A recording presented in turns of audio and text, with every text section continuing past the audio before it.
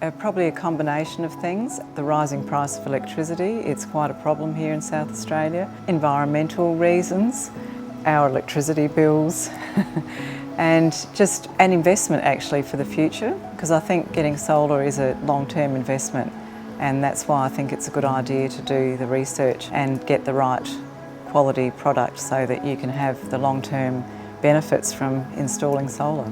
And good for your family, good for the state, good for your energy bills. They've installed for us 36 panels. It was a 10 kilowatt inverter, so I'm really happy with the amount of solar that we're producing every single day, and it exceeds our expectations of what I thought we would be getting. There's a thing called having skin in the game. I felt that he had a really good understanding of the business. He has a local company.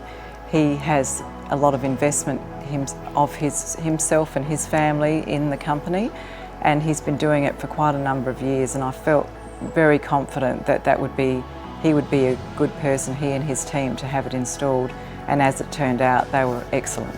So I'm really happy with the amount of solar that we're producing every single day, and it exceeds our expectations of what I thought we would be getting.